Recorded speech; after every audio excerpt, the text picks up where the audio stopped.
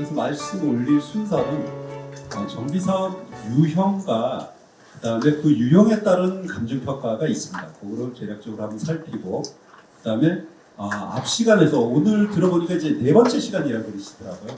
그래서 충분히 공부를 하셨을 것 같아요. 그런 절차 속에서 감정평가가 어떻게 이루어지나, 그리고 실제 감정평가 내용은 관리 처분을 하기 위한 감정평가의 카테고리를 제가 한 10개 정도 준비했습니다. 그때 10개 정도를 다 할 수 있는 시간은 안 될 것 같습니다. 이 중에서 지금 휴대폰들 다 갖고 계신가요? 인터넷 다 되시나요? 네이버를 한번 쳐보시겠어요? 네이버에 그 검색창에 법제처 한번 쳐보시죠. 법제처. 왜냐하면 관리 처분에 대해서는 정확히 좀 알고 가셔야 될 것 같아요. 법제처 치시면, 법제처 들어가시면, 네. 법제처 하면 이렇게 나오시나요? 네네. 거기 현행 법령 밑에 도시 및 주거환경 정비법 치시죠. 네. 이 화면에서 밑에 도시 및 주거환경 정비법을 치시면 됩니다. 지금 도시 및 주거환경 정비법 74조 찾기 지금 미션입니다. 이게 오늘 제일 중요합니다.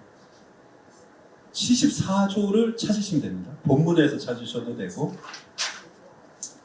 저도 같이 한번 찾아보겠습니다. 네이버에서 법제처 들어가시면 현행 법령의 도시 및 주거환경 정비법, 도시 및 주거환경 정비법 검색하면 도시 및 주거환경 정비법에 몇 조요? 74조. 네. 자, 74조 한번 찾으셨으면 제가 한번 읽어보겠습니다. 자, 오늘은 관리처분의 전부는 74조다. 이렇게 이해하시면 되고요. 우리 74조에 관련된 것 중에 감정평가에 관한 거 말씀드리고 이해한다. 이렇게 이해하시면 됩니다. 74조 뭐라고 돼 있죠? 제목이? 네, 그렇습니다. 정확하게 도시 및 주거환경정비법 제74조는 관리처분, 계획의 인가 등이라고 되어 있습니다. 그렇죠? 그렇죠? 그래서 1항 한번 읽어보겠습니다.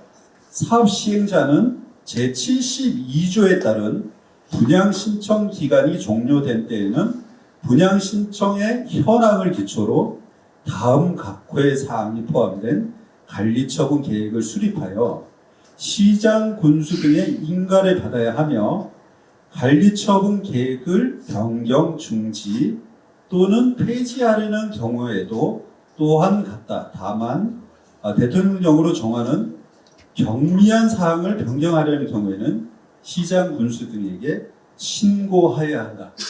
네, 못 찾으신 분은 제가 이제 읽어드리는 거 이해하시면 됩니다. 요지는 분양 신청 기간이 종료되면은 그 내용을 기초로 관리처분 계획을 세워서 구청장에게 인가받아라 이런 겁니다. 그렇죠? 머릿속에 그려지시죠? 그죠? 그러면 어떤 내용을 인가받나, 어떤 내용을 신청하나, 어떤 내용을 총회를 의결해야 되냐, 그 내용이 나와 있는데요. 1호, 1항 1호가 분양 설계, 2호가 분양 대상자의 주소 및 성명, 3호가 분양 대상자별 분양 예정인 대지 또는 건축물의 추산액, 그 다음에 4호는 다음 각호에 해당하는 보류지 등의 명세와 추산액 및 처분 방법, 그 다음에 5호 분양 대상자별 종전의 토지 또는 건축물 명세 및 사업 시행 계획 인가 고시가 있은 날을 기준으로 한 가격, 6호는 정비사업비의 추산액, 7호는 분양 대상자의 종전 토지 또는 건축물에 관한 소유권 외의 권리명세, 8호는 세입자별 손실보상을 위한 권리명세 및 그 평가액, 9호는 통과하겠습니다. 제가 왜 이 74조를 하나하나 다 읽어드렸나 하면은 지금 이제 도정법에 의한 정비사업은 세 가지가 있습니다. 주거환경 개선 사업, 재개발, 재건축. 그런데 관리처분 계획은 결국 여기 계신 우리 토지 등 소유자라고 표현하겠습니다. 토지 등 소유자 부분의 재산권, 즉 재산을 가지고 관리하거나 처분하는 것, 그게 관리처분 계획입니다. 그 중에 몇 조요? 네. 74조에는 1호부터 지금 9호까지 쭉 나와 있는데 가장 중요한 것은 내 구역에, 정비구역에 있는 내 재산 아니겠습니까? 그죠? 그 재산에 대한 평가하는 것. 그게 바로 5호의 내용입니다. 5호의 내용. 5호의 내용. 그 평가하는 것. 그리고, 중요한 조합원 분양가 있지 않습니까? 조합원 분양가. 그게 법문에는 분양 예정인 자산이라고 되어 있는데 쉽게는 조합원 분양가다 이렇게 이해하시면 더 편합니다. 평가사들은 보통 종후 자산이라고 표현을 하는데 조합원 아파트, 조합원 근린생활시설 이런 것처럼 조합원 아파트, 조합원 근생 이렇게 이해하시면 되는데 그거를 분양 예정인 자산이라고 하는 겁니다. 그 다음에 사업비 이렇게 세 개가 있습니다. 그래서 수입하고 비용 그리고 지금 갖고 계신 자산에 대한 평가요. 요 세 가지를 가지고 비례율이 만들어지고 지금 갖고 계신 재산을 평가한 것에 비례율을 곱한 것. 이거는 앞전에 배우셨죠, 그죠? 그걸 뭐라고 그러죠? 그렇습니다. 권리가액이라고 합니다, 그죠? 그럼 내 재산의 권리가액하고 내가 분양 신청한 조합원 분양가와의 차액이 뭘까요? 그렇습니다. 그게 분담금입니다. 그러면 여기 계신 지금 100분을 제가 토지 등 소유자 또는 조합원이라고 가정을 해보겠습니다. 그러면 여기 앞에 계신 100분의 평가액이 다 똑같을까요? 아니면 조금씩 다를까요? 다르죠. 그죠? 그리고 내가 분양 신청한 아파트의 타입도 모두 같을까요? 다를까요?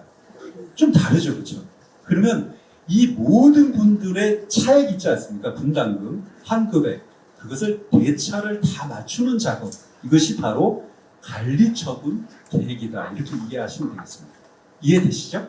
그러면 도정법 74조에서는 모든 법적 절차를 진행한 뒤에 내 재산 가액이 얼마인지 하고 조합원 분양가가 얼마인지 하고 그리고 이 여기에 계신 모든 분들에 대한 분담금 또는 환급액이 얼마인지 그 다음에 분양 신청을 한 사람이 있고 하지 않은 사람이 있을 거 아니겠습니까?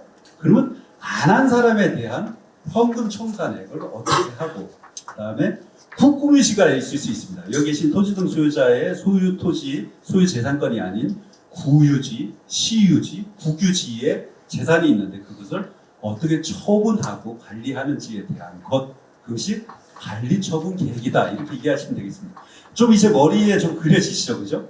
그러면 내 재산은 언제로 평가하는가 하고 어떻게 평가하는가 이게 좀 이제 궁금하실 수가 있고요. 그 다음에 조합원 분양가는 그럼 어떻게 결정될까? 이게 이제 궁금하실 수 있고 구체적으로 그러면 사업비는 어떻게 책정될 것인가도 좀 궁금하실 수 있고 이러한 메커니즘에 의해서 분담금이 결정되겠구나. 이제 이렇게 이해하시고 수업에 들어가시면 좀 더 쉽게 이해할 수 있습니다. 자, 한번 다시 되물어 보겠습니다. 도정법의 관리처분 계획에 대해서 몇 조요? 그렇습니다. 이제 관리처분 계획 이런 게 아니고 도정법 74조에 관리처분 계획에 다 나와 있어. 이렇게 이제 말씀하시면 된다. 그렇죠? 자, 그래서 관리처분을 하기 위해서는 재산권에 대해서 평가를 하는데 내 재산에 대한 평가가 종전자산 감정 평가다. 이렇게 이해하시면 되고요.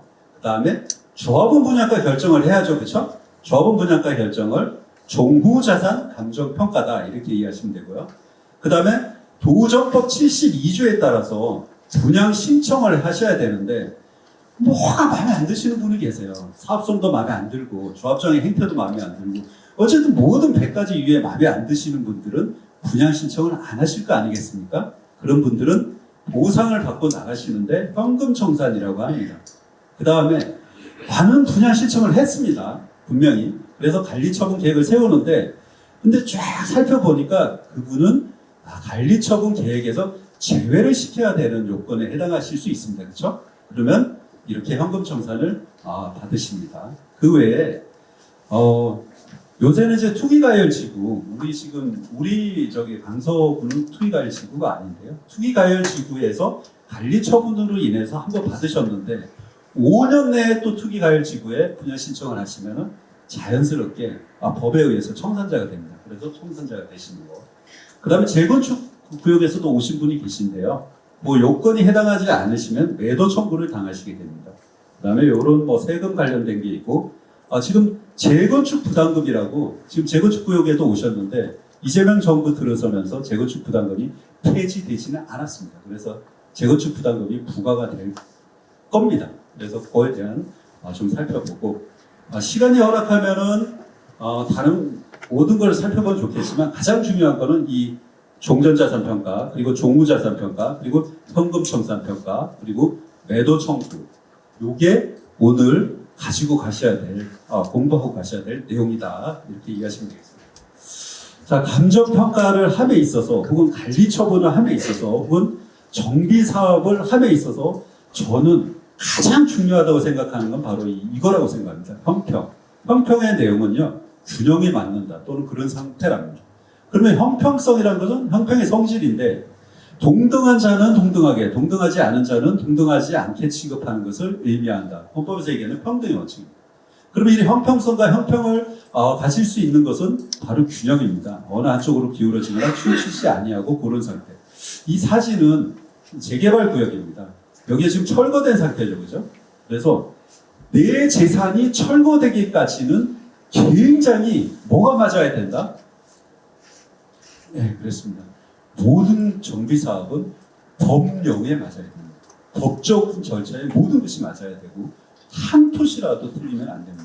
모든 것은 우리 도정법뿐만 아니라 서울시 도정조례 그리고 모든 업무 기준에 의해서 법에 맞아야 되고요.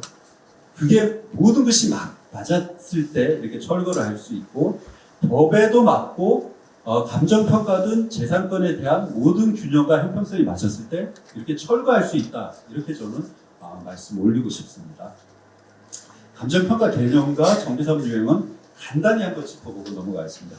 감정평가는 법상의 경제적 가치 판정에서 가액으로 표시하는 거라고 이렇게 되어 있습니다. 업자는 신고한 평가사하고 인가받은 평가법인 얘기하는데요. 지금 재개발하고 재건축은 모두 감정평가 법인이 평가하고 있습니다. 자, 미국에서는 이제 가치 결론에 이르는 일련의 과정도 평가다 이렇게 얘기하고 있습니다. 그다음 구분 개념이 있네요. 감정이 있고 평가가 있는데요. 사물의 진위, 선악, 적부, 양부 등을 판정하는 것. 제가 그 재개발 구역에서 지금 혹시 무허가 건물 갖고 계신 분 계신가요? 네. 그러면은 잘 오셨습니다. 진위 여부에 대해서 제가 신길 5 그 재개발 구역에서 거기에 모든 구역이 재개발 구역이 그러하듯이 대장 정리가 잘 안 돼 있는 구역이 많습니다. 그때 재개발 같은 경우에는 구역이 지정이 되고 조합이 설립이 되면 모든 토지등 소유자가 그냥 강제로 조합원이 됩니다. 알고 계시죠? 네네. 재건축하고 조금 다르게. 그러면 재개발에서는 우리가 재개발하고 재건축 사업에 왜 뛰어듭니까, 솔직히? 그렇습니다. 네, 입주권, 조합원 분양물을 받아서 시가와의 차익을 남는 것, 이걸 경제적 차익이라고 하죠. 이런 부분이 하나가 있고요. 두 번째는 지금 내가 살고 있는 주거의 환경을 굉장히 업그레이드 시키는 거 아니겠습니까? 지금 사람들이 너무 불편하니까 이걸 주거의 질이라고 하는데 이 질을 한층 업그레이드, 지금 몰라보게 한번 바꿔보는 거 아니겠습니까? 결국은 주거의 질을 높이고 그다음 경제적 차익을 바라보는 게 정비사업의 요지다 이렇게 좀 이해하고 있습니다. 저는 그 중에 입주권이 즉 조합원으로서 조합원 분양가로서 주택을 취득할 수 있는 권리가 입주권입니다. 그렇죠? 여기 지금 일반 분양 받으려고 하시는 거 아니잖아요. 그래서 입주권을 받는 재개발에서 중요한 게 토지 등 소유자 중에 토지 소유자 그리고 건물 소유자가 되는 거죠. 그렇죠? 그 다음에 토지 및 건물 연립주택이라든지 공동주택 가지고 계신 분도 되고요. 그 중에 무허가 건물을 갖고 계신 분도 됩니다. 즉 토지는 갖고 있지 않은데 무허가 건물만 갖고 있어도 입주권을 받을 수 있습니다. 대신 이 지인이 말씀드리려고 하는데 무허가 건물 같은 경우에는 날짜 기준이 있습니다. 언제 전에 그 건축이 된 거야 되냐 하면은 89년 1월 24일 당시에 있어야 됩니다. 그러면 이게 왜 중요한 게면은 89년 1월 27일 날 건축된 무허가 건물이라면은 입주권이 나올까요? 안 나올까요? 안 나옵니다.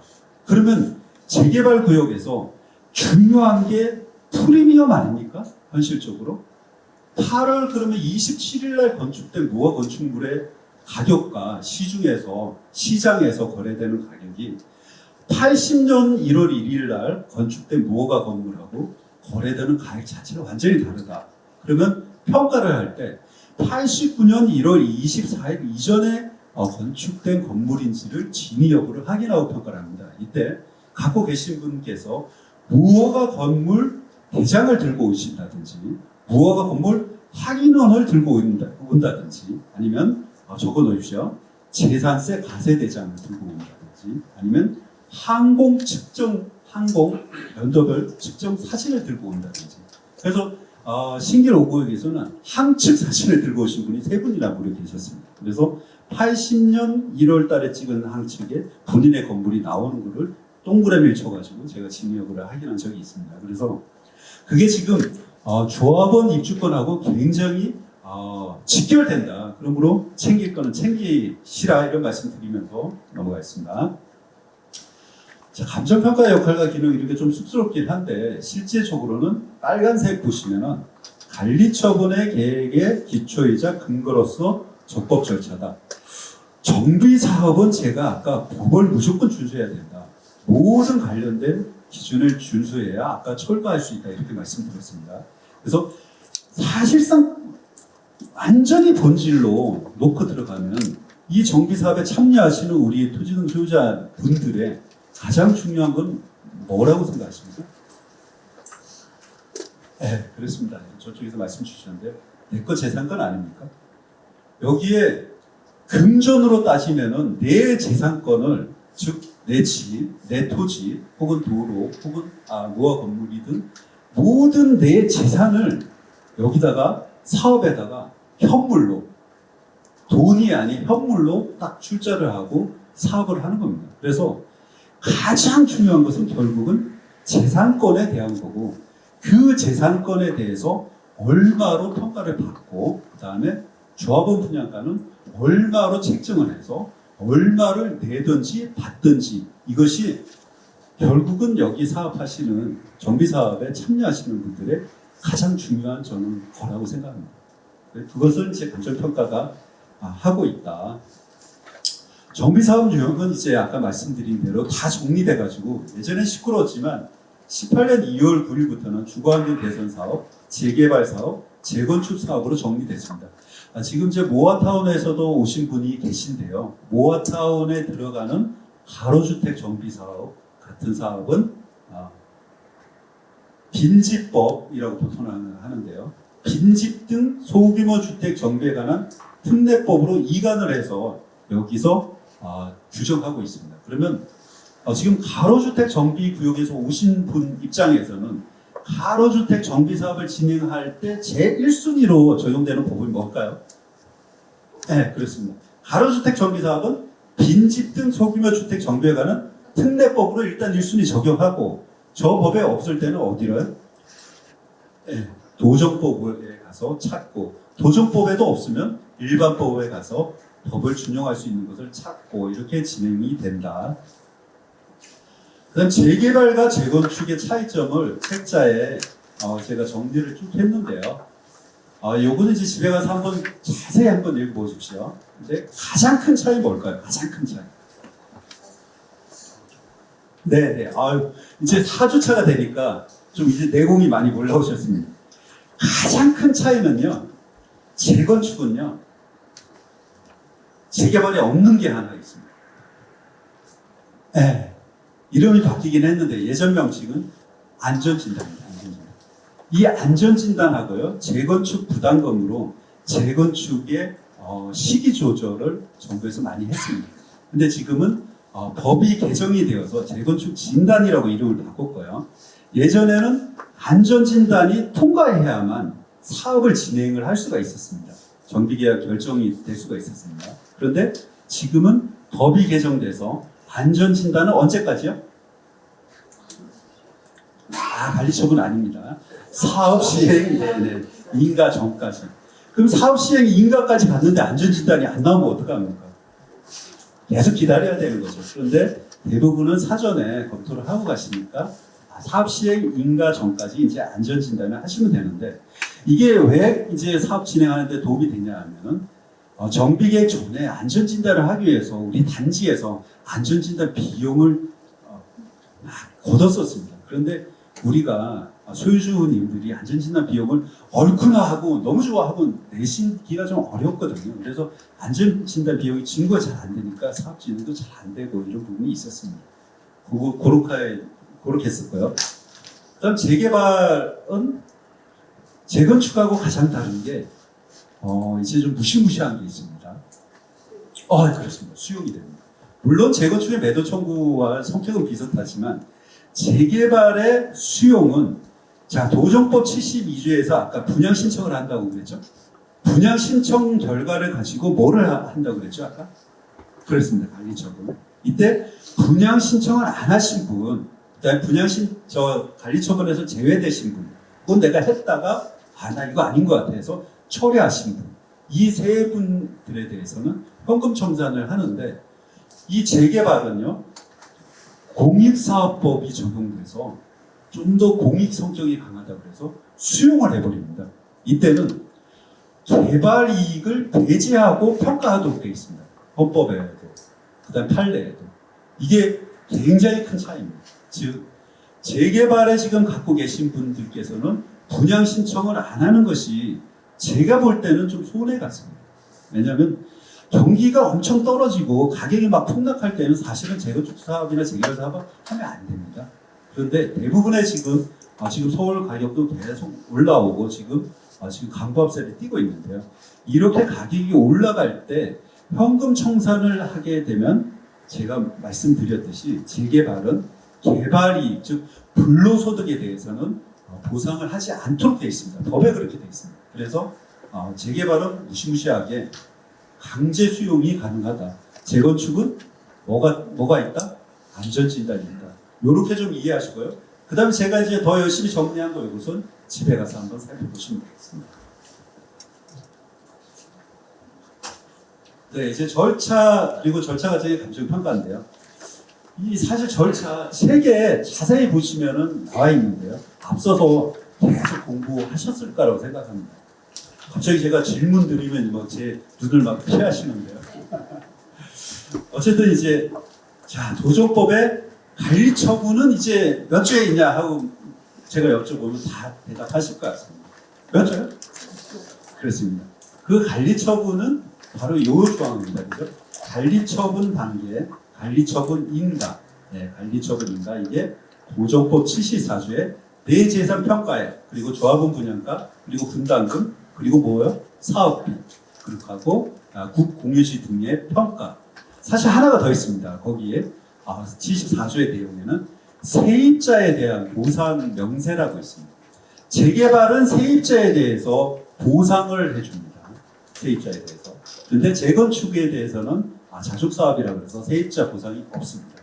그래서 세입자는요, 내 건물에서 영업하고 계신 분도 세입자 영업보상입니다. 그래서 재개발에서는 세입자 영업보상이 반드시 명세가 관리처분 계획 서류에 들어가게 되어 있습니다. 그래서 영업보상을 재개발에서는 영업보상을 해준다. 세입자. 자, 절차에 대해서 중요하니까 제가 중요한 절차 부분으로 한번 머리에 상기시키면서 한번 공부해 보겠습니다. 처음에 서울시에서 하는 게 있습니다. 서울시에서 기본 계획이라는 게 있습니다. 기본 계획. 즉 정비 예정구역을 서울시에서 합니다. 이게 도정법 4조에 의해서 하는데요. 서울시에서 정비 기본 계획을 먼저 만들고요.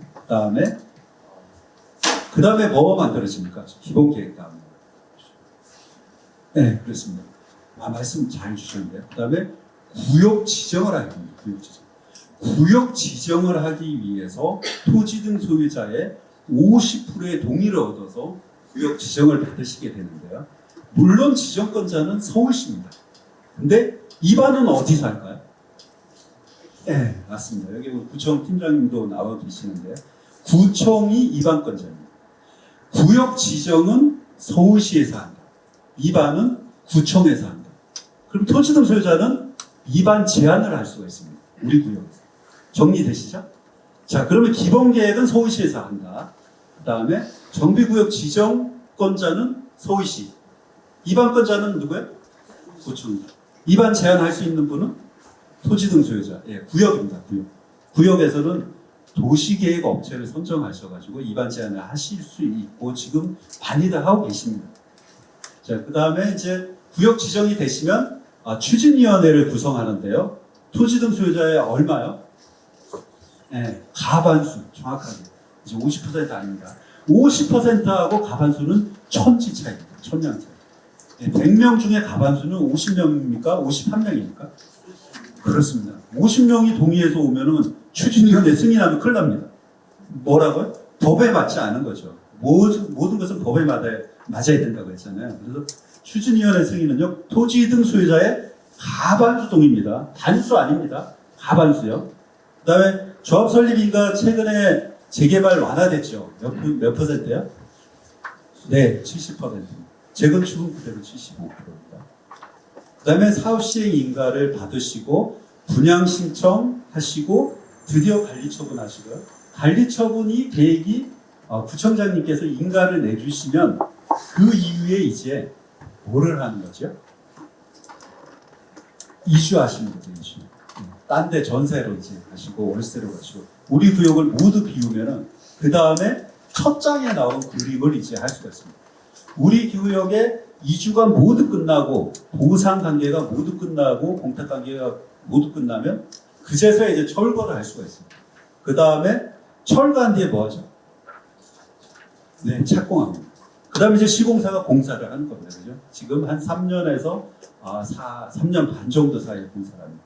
그 다음에 입주를 하시고, 그 다음에 방방방 아파트 가격이 올라서 재건축 투자를 성공하시게 되는 겁니다. 그렇죠?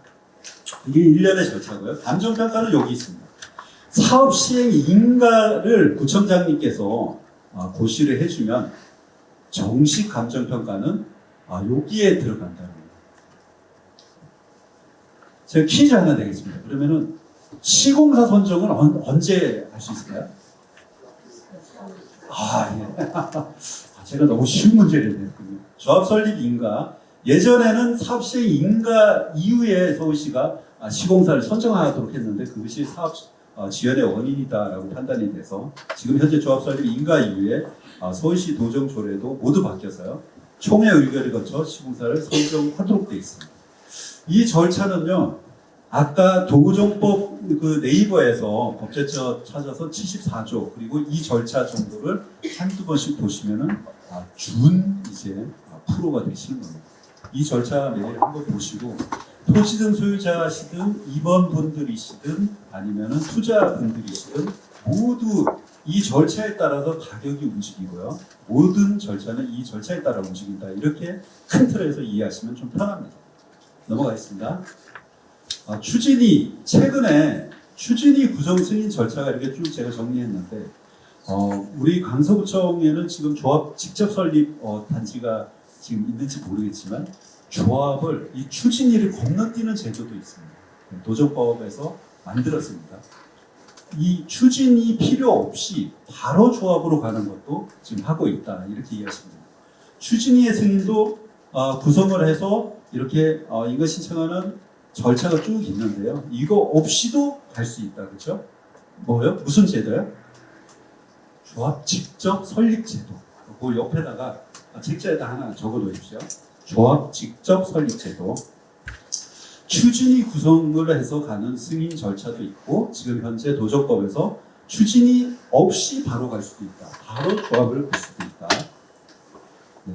그게 최근에 바뀐 법들 재건축 패스트 트랙. 패스트는 빠른 거죠. 빨리 하기 위해서 이렇게 바뀌었습니다. 기존의 안전진단을 재건축 진단으로 이름을 바꿨고 사업 시행 인가 전까지만 통과하면 됩니다. 이렇게 법을 바꿨습니다. 그 다음에 추진위원회 준공은 30년 지나면 구성이 가능하고요. 조합 신청도 정비구역 지정 전에도 신청이 가능하게끔 바꿨습니다. 조합 설립은 정비구역 지정과 병행하여 설립이 가능하도록 바꿨습니다. 그래서 기존의 재건축 절차가 통계청에 보니까 한 10.4년 정도 된답니다. 이거를 패스트 트랙으로 바꾸면 훨씬 더 빨라진다 이렇게 바꿨다는 겁니다. 패스트 트랙 주요 내용을 좀 알고 계셔야 됩니다. 그래서 제가 요목조목 정리를 했는데 이 중에 중요한 부분만 제가 말씀드리고 가겠습니다. 재건축 진단 지금 한 2번 정도 말씀드렸고요. 그다음에 추진위원회 조기 구성 절차 6월 4일부터 오늘이 6월 26일이니까 4일부터 시행되는데요. 요 세 번째 거 요거는 좀 이렇게 빨갛게 좀 칠해 놓으시기 바랍니다. 요게 어떤 내용인가 하면요. 정비계획 입안 요청, 입안 제안, 추진위원회 구성 동의 중 토지 등 소유자가 어느 하나에 동의하면 다른 동의도 한 것으로 간주할 수 있도록 법률이 개정됨에 따라 무지이게 개정된 것 중에 굉장히 중요한 부분입니다. 굉장히 중요한 부분. 즉 지금은 그 양식이 바뀌어가지고요. 그 양식 하나에다가 동의하면은 요거 세 개에 대해서 동의하는 걸로 지금 간주하도록 바뀌었다는 겁니다.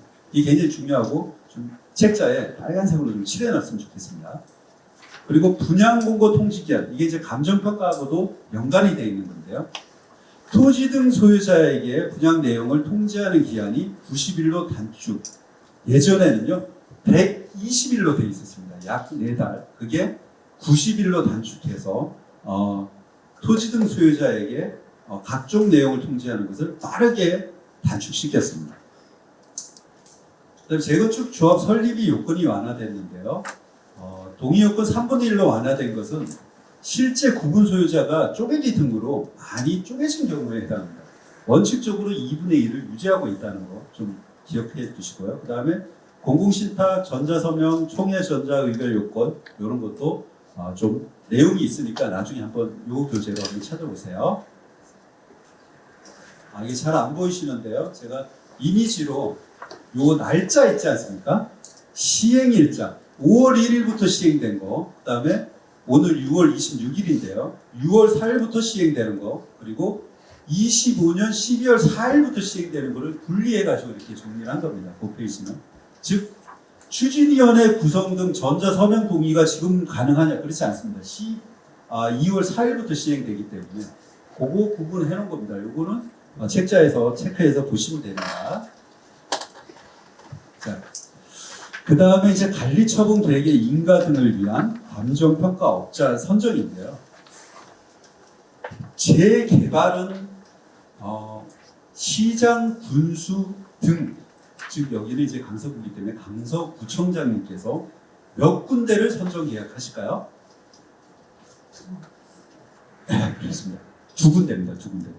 구청장님께서 감정평가업자를 선정도 하시고 계약을 하시는데 구청장님이 2군데를 다 하십니다.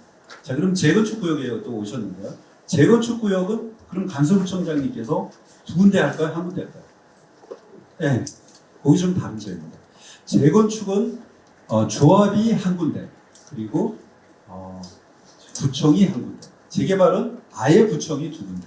그런데 법령에 74조 또 나왔습니다. 이제 74조에는 무려 이런 것까지 다 있는 겁니다. 74조에 2항 1호 나호에 재건축 사업은 시장 군수 등이 선정 계약한 1인 이상의 감정평가업자와 조합총회 의결로 선정 계약한 1인 이상의 감정평가업자입니다. 여기서 1인이 아니고 1인 이상으로 되어 있습니다. 그래서 구청에서는 보통 1군데를 선정하시고요. 조합에서는 이 법문대로 1인 이상의 감정평가업자를 선정할 수 있도록 되어 있어서 제가 직전에 지금 업무 수행한 데가 이제 가천 주공 5단지인데요. 거기는 2인의 감정평가업자가 조합의 업무를 수행했습니다. 그래서 1인 이상을 지금 선정하고 있다는 법적 근거가 여기 있습니다.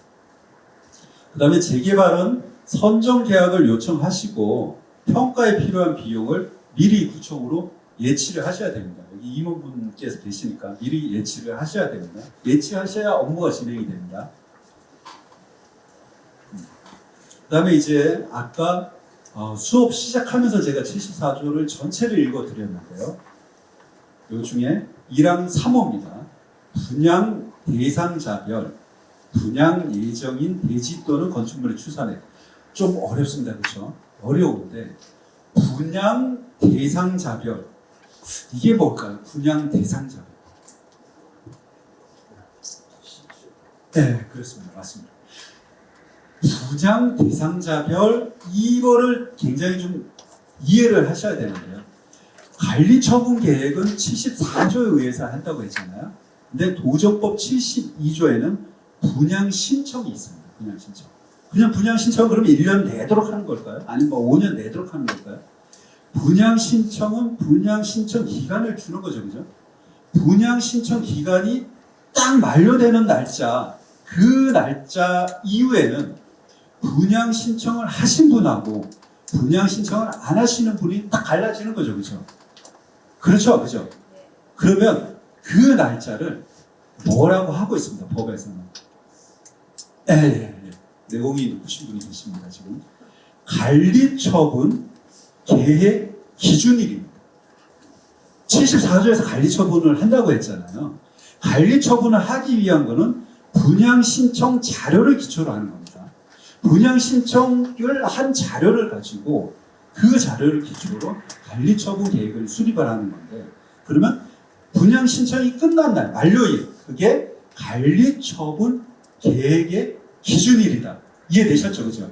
그러면 관리처분 계획 기준일이 분양 신청의 만료일자인데, 그러면 분양 신청 만료일자를 기준으로 분양 대상자와 분양 대상이 아닌 자가 이제 구분되겠죠? 그죠? 맞죠? 그 분양 대상자는 뭘 분양받는 거예요? 네, 조합원 분양, 조합원 분양 받으려고 지금 여기 견디고 있는 거 아닙니까? 그거 뭐 안 받으면 여기 있을 필요가 없어요. 재개발, 재건축에 투자할 이유가 없습니다. 제가 보기에는. 그냥 일반 분양하시거나 그냥 아파트 사시면 됩니다. 근데 여기 원주민으로서 혹은 구역 지정서부터 힘들게 내 재산 가지고 계속 버티면서 사시면서 사업에 참여한 거는 분양 대상자가 되기 때문입니다. 그래서 그 분양 대상자별, 이게 사실 1호에는 이제 주소하고 성명을 목록화합니다. 74조의 1호에 분양 대상자별 주소 성명 이렇게 먼저 정리하고, 그분들에 대한 분양 예정인 대지 또는 건축물의 추산은 이게 좀 어렵습니다. 조합원 분양가라고 하면 됩니다. 조합원 갈로 열고 조합원 분양가 이렇게 적어 놓으십시오. 다음에 5호 드디어 나왔습니다. 이게 또 나왔습니다. 이제 분양 대상자별.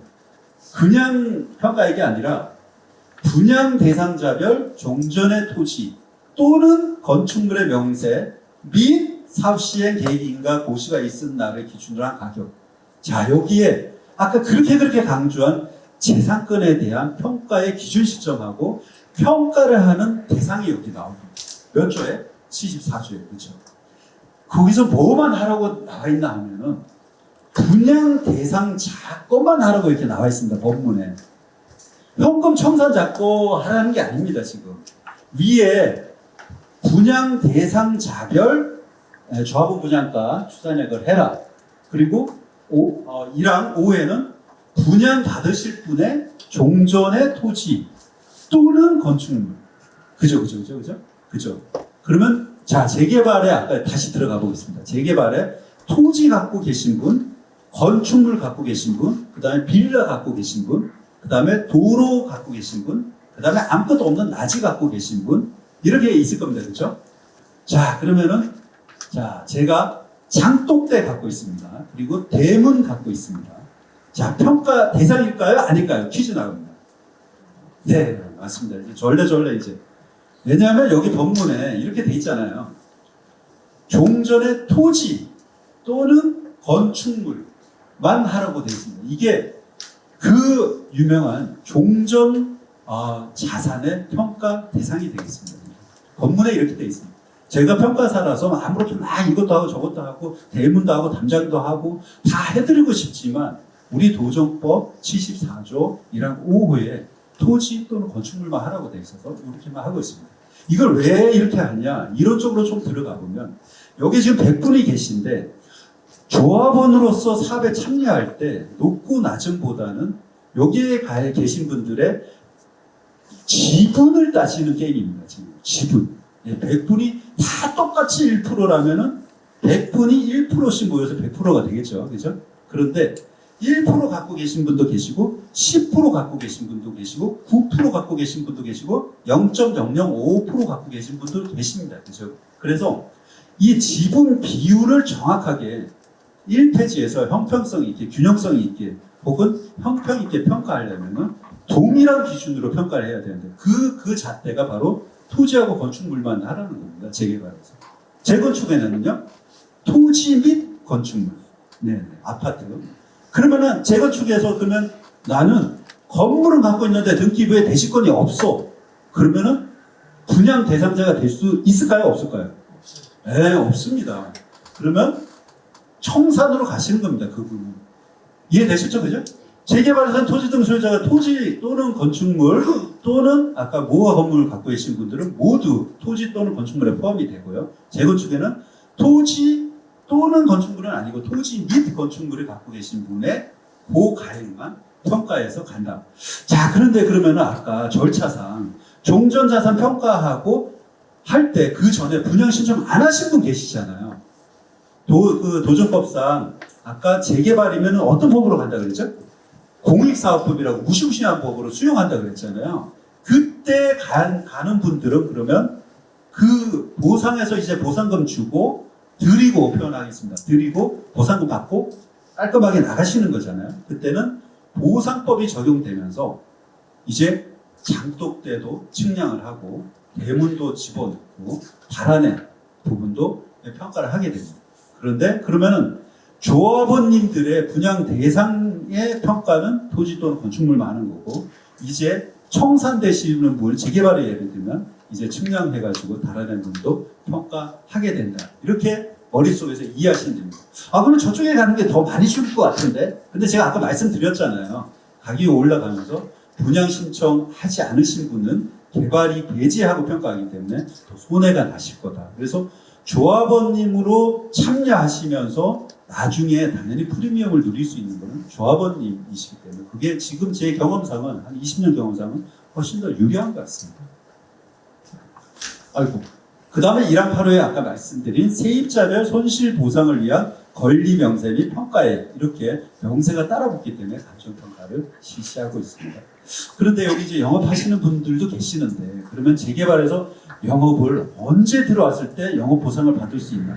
영업 보상 가액이요 적어도 지금 경험상 한 2천만 원에서 3천만 원 이상 나갑니다 지금.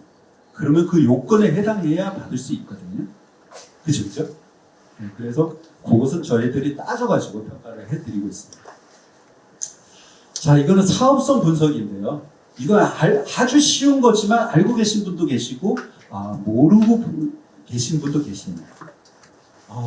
우리가 이제 수입이 뭐가 있죠? 수입이 우리 구역에서 수입 돈 들어오는 거. 네, 그렇습니다. 자, 조합원님 계시고 그 다음에 일반에게 파는 거 있죠, 그죠? 일반 분양분.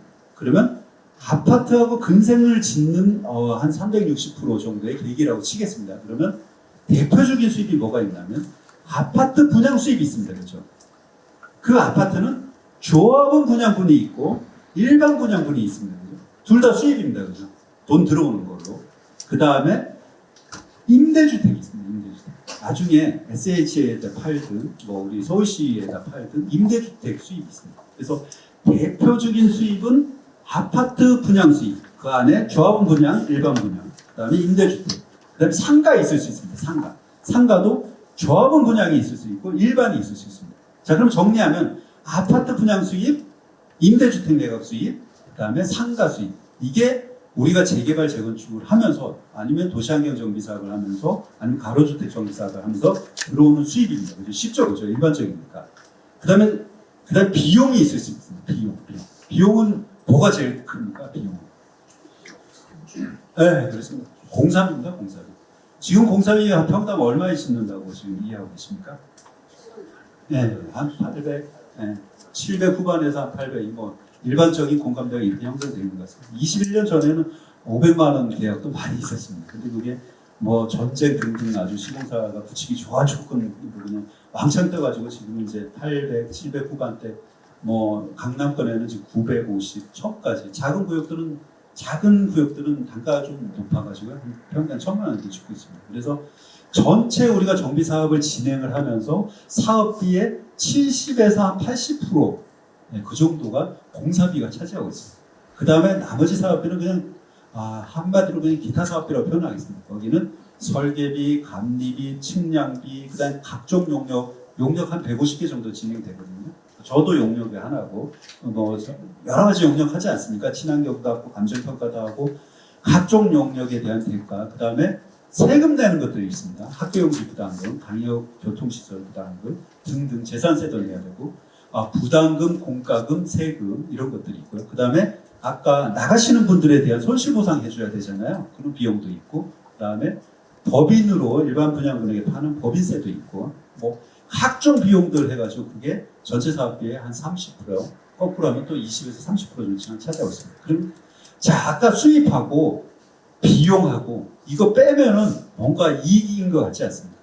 통상적으로 이거를 개발 이익이라고 부릅니다. 총 수입에서 총 들어가는 사업비를 뺀 거를 개발 이익이라고 하거든요.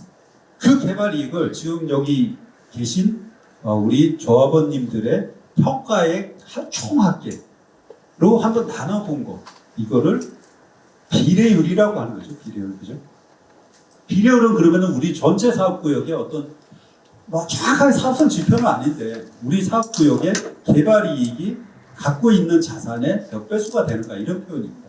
거기에 대해서 지금 여기 100분 중에 한 분 한 분씩 평가를 받으시지 않습니까? 그러면은 제가 가액을 좀 매겨보겠습니다. 여기 앞에 계신 분 10억, 15억, 20억, 30억 이렇게 이 가액에다가 비례율을 곱한 거 드디어 나왔습니다. 그걸 뭐라고 그러는 거죠? 권리가액입니다. 그죠? 그 권리가액하고 내가 신청한 조합원 분양가의 차액을 분담하거나 제게 크면 권리가액이 받죠. 그죠? 지금 목동, 가천, 뭐 압구정 할 것 없이 다 환급입니다. 환급 계산하느라고 바쁩니다. 다 환급입니다. 그것을 여기에 계신 100분 모든 조합원님들의 대차를 다 맞춥니다. 그러면 수입과 비용이 딱 떨어지는데 그것을 전체적으로는 뭐라고 한다 그러죠? 네, 관리처분하는 게 이겁니다. 관리처분하는 게 이겁니다.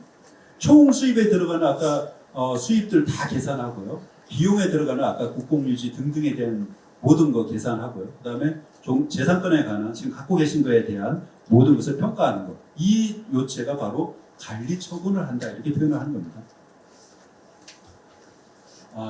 요거는 이제 뭐 임원분들이 꼭 기억을 하셔야 되는 건데요.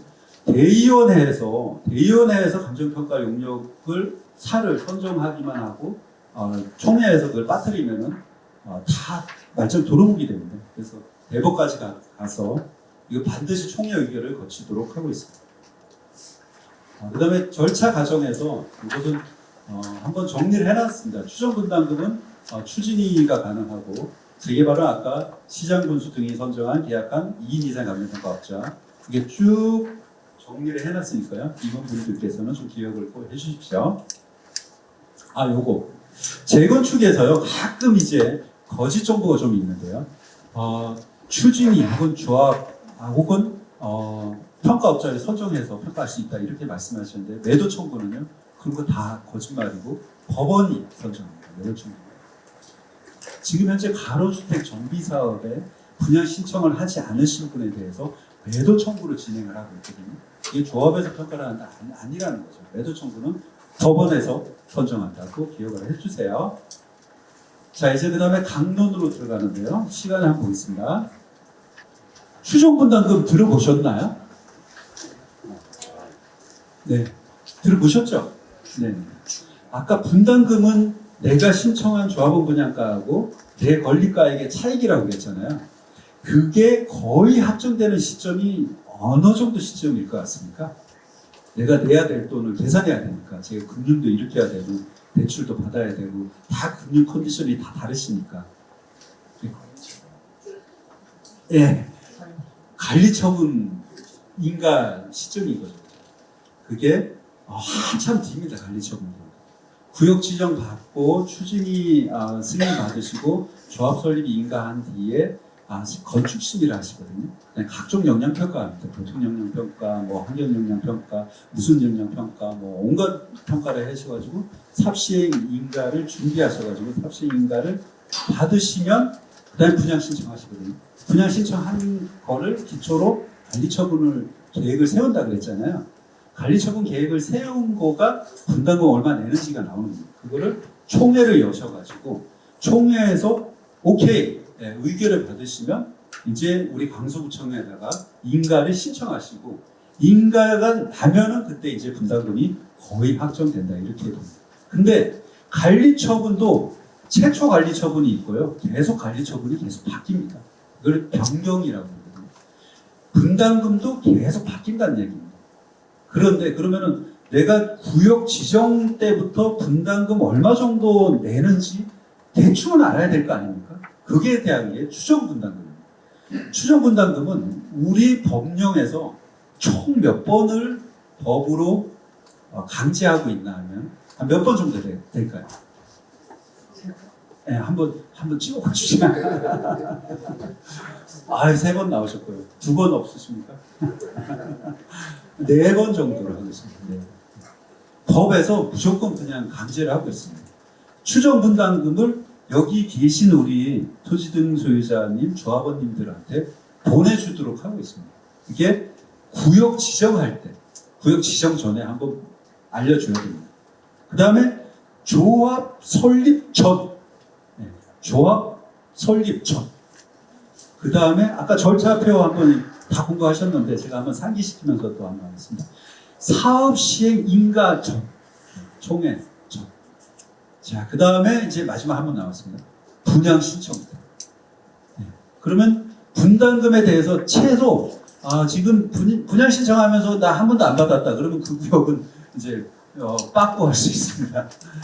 최소 4번 알려줘야 됩니다. 구역 지정할 때, 그 다음에 조합 설립 동의 받을 때, 그 다음에 사업 시행 인가 전에, 그 다음에 분양 신청할 때.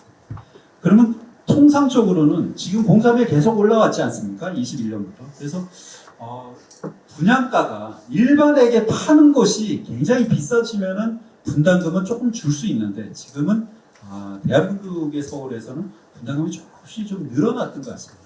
그러면은 아까 종전자산 평가의 가액 높은 게 중요할까요? 분담금 적은 게 중요할까요? 그렇습니다. 바로 그게 사업성 아닙니까? 오히려 돌려받는다 이러면은 짱 아닙니까? 최고 아닙니까? 제가 한 10억 정도 돌려받고 그 다음에 제가 가고 싶은 로얄층 동호수에 가고 그 다음에 내가 간 그 아파트 새로 지은 삶의 질이 훨씬 개선된 그 아파트가 계속 랜드마크로서 서울시에서 가장 좋은 가격으로서 떨어지지 않는 어떤 상태를 유지하는 게 사업 잘한다고 저는 생각합니다. 그게 조합장님이 하실 일이지 딴 게 할 일이 아닌 것 같습니다. 다만 입지는 바꿀 수 없다 보니까 내가 가지고 있는 입지에서 최대한 일반 분양분을 많이 짜내는 것, 그게 바로 용적률을 제거한다 이렇게 유식하게 얘기하고 있습니다. 그 다음에 사업비는요, 겉으로 쓰는 사업비를 줄이고 공사비는 제가 경험상 해보니까 확 줄 수 있는 상황은 아닌 것 같습니다. 공사비는 일정 비율의 공사비는 거의 진행되는 것 같습니다. 그렇다고 제가 시공사에서 나온 사람은 아닙니다. 추정 분담금 간단히 살펴보고 한번 쉴게요. 한 27분이네요. 요거는 법적 근거하고 이런 것들은 그냥 쭉 살펴보시고요. 네, 여기에 제가 지금 열심히 설명드린 4번 하는 겁니다. 구역 지정 때 한 번 하고요. 조합 설립 때 한 번 하고요. 사업 시행 인가 전에 한 번 하고 분양 신청 때 한 번 하고요. 거기에 대한 법적인 거고요. 중요한 거는 그러면은 정확하게 내가 가장 관심 있는 건 내 집에 대한 평가액 아닙니까? 얼마 나오는지. 그리고 또 옆집도 많이 신경 쓰시더라고요. 앞집하고. 그다음에 알고 있는 지인들의 재산이 얼마나 나는지 신경 많이 쓰시더라고요. 그래서 거의 다 공개되니까요. 거기에 대해서 이게 지금 바뀌었는데 요거는 좀 좀 고쳐 놓으십시오. 요거는 120일 이내를 아까 바뀌어서 90일 이내. 그래서 이제 옛날 자료다 요 부분은 제가 고치지 못했습니다. 개정이 됐습니다. 90일 이내 알려주도록 하겠습니다. 그래서 사업 시행 인가 고시가 있은 날로부터 90일 이내 이제 내 재산 평가액에 대해서 통지 받으실 수 있다 이렇게 지금 정리하십니다. 옛날에는요 이 규정 없을 때는요 총회 1개월 전 통지하도록 되어 있습니다. 그래서 관리처분 전 1개월 전에 그냥 통지 딱 하고 뭐 이의신청 하려고 그러는데 시간이 후룩 지나가지고 총회해버리는 그렇게 했었습니다. 근데 지금은 사업시행 인가고시 이후에 90일 이내에 개별로 통지하도록 되어 있어서 내 가액과 내 분담금에 대해서 안 뒤에 의사결정을 하는 거죠. 참여하실지 마실지. 네. 추정은 제가 아까 전체 합계분의 전체 수입 빼기 소요 비용이 비례율이다 이렇게 지금 말씀을 드렸고요. 이건 서울시 자료인데요. 그냥 한번 보십시오. 이건 참고로. 그다음에 실무적으로는요. 검증위원회를 지금 거치고 있는데요. 4번을 중에 제대로는 이게 3번 하고요. 구역 지정 전 단계 검증은 구청마다 좀 다른 것 같습니다. 근데 모든 구청은 조합 설립 동의서부터 관리처분 분양 신청 때는 다 검증위원회를 합니다. 이건 용역례인데요. 이것도 그냥 참고로 한번 보시죠. 이거는 배치 2지구 때 실제 강남구에다가 제출한 그 보고서입니다. 요새 강남은 천정부지로 많이 오는 것 같습니다. 지금 몇 억이 아니라 거의 10억 단위로 오는 것 같아요. 강남이 그렇게 오르니까 이제 송파구 좀 많이 오는 것 같아요. 잠실이죠, 잠실 많이 오는 것 같아요. 그다음에 강동구까지 많이 오르면서 하나까지 그다음에 이제 과천이 많이 오르니까 평촌까지 이렇게 오르고 있습니다. 그러다 보니까 또 이제 정부는 너무 오르는 것 같다, 너무 핫해지는 것 같다. 그러니까 이제 규제를 좀 이제 맞이작거리고 있는 것 같습니다. 그래서 이제 예전에 이제 문재인 정부 때 이제 조정시요 여러 가지 했지 않습니까? 그 비슷한 거가 나올 수도 있다 뭐 이런 얘기도 있고 그러는데 어쨌든 원래 시장에 맡기면은 핫해지면 핫해지는 겁니다. 찾는 사람이 없으면 다시 또 쿨해지는 거고요. 시장에 맡기면은 사실상 끝까지 가지는 않습니다. 시장이 그냥 이제 네 언제 규제하냐고요? 금융도 이제 규제한 방법이죠. 이제 10억 초과를 이제 못 받게 한다든지 아니면 30년, 40년 길게 받던 대출을 이제 못 받게 한다든지 아니면 요새 스트레스 받는 거 있잖아요. 스트레스 있어요. 3단계 마통까지 아니면 여러 가지. 그래서 사실 이제 그러면 이제 현금 많으신 분들이 이제 더 잘 받는 구조가 되기도 하고 또 일단 일장이 있는 것 같습니다. 어쨌든 핫해지고 있는 건 사실인데 그 전에도 굉장히 좀 많이 침체돼 있었던 거고 지역 재건축에 투자하시거나 원주민이셨거나 이것은 이제 공급 정책이다 보니까 당연히 원주민에게 이익이 돌아가고 투자자에게 이익이 돌아가야 되는 구조가 되는 게 가장 자연스럽습니다. 그래서 제 짧은 생각이지만 저는 그렇게 생각하고요. 그런 재건축 부담금에 대해서는 사실상 아직 실현되지 않은 부분이 있어서 그 부분은 이제 잘 살펴봐야 되지 않겠나 이렇게 생각합니다. 안전진단이 재건축 진단으로 바뀌면서 사업시행 인가 전까지는 바꾸는 것은 굉장히 탁월한 결정이었다 이런 생각이 들고 패스트트랙을 이용할 수 있는 만큼 이제 토지등 소유자분께서 다 이용하시면 되고요. 대신 이제 사업성이 있냐 없냐 이거를 따질 때 제가 이제 계속 생각해 보니까 저도 이제 재개발에 재건축 투자를 하고 있는데 결국은 조합원 분양가는 어떻게 결정돼야 되는가 심판이 없는 말씀을 드리면 지금 이제 현물 출자를 하시는 거잖아요. 사실 현금으로 내는 수준으로 내식을 내놓고 거기다 이제 사업비를 들여서 사업을 하시는 거거든요. 그래서 내가 내놓은 자산, 우리 구역 전체에 내놓은 자산의 그 원가하고 들어가는 공사비 그리고 기타 사업비를 더한 원가, 그 원가 수준으로 결국 조합원 분양가에 결정돼야 된다. 이게 아주 상식적이고 일반적인 접근입니다. 근데 이런 단위도 안 틀리게 이제 조합원 분양가가 원가로 나타나냐? 그렇지는 않습니다. 우리 관계법령에 원가 아니면 주변의 분양 사례 뭐 이런 것 등등을 다 따져서 평가하도록 돼 있어서 이론화는 안 틀리게 원가로 하진 않는데 원가에 가깝게 평가해야 된다. 저는 이렇게 개인적으로 생각하고요. 대신 그 원가에 가깝게 조합원 분양가가 일반에게 분양하는 분양 수준 그 차가 굉장히 좁아지면 그 구역은 사업성이 없는 겁니다. 그 차가 크다. 즉 지금 현재 서울시 거의 일반 분양가 평균이 이제 평당 4천 넘어섰습니다. 9평, 34평, 9평, 14가 다 넘어섰거든요. 내 조합원 분양가가 예를 들면 평당 4천인데 일반에게 파는 것도 4천이다. 그러면 그 구역은 사업하면 안 된다. 이런 얘기죠. 내 조합원 분양가 받는 게 원가로 따졌을 때 평당 3천인데 주변이 지금 5천 정도의 분양이 가능하다 그러면 평당 2천에 34평 하면 피가 한 6억에서 7억 정도 되지 않습니까? 그 정도면 참여가 나 같으면 가능하다. 이게 의사결정이 되시는 거고 그 다음에 그 구역이 좀 더 랜드마크고 세대도 좋고 면적도 충분하고 일반 분양분도 많고 또 많은 사람에게 수요성이 있어가지고 더 이제 가격이 치고 올라갈 수 있다. 그러면은 그것이야말로 이제 사업성이 있다. 이렇게 큰 틀에서 얘기할 수 있는 겁니다.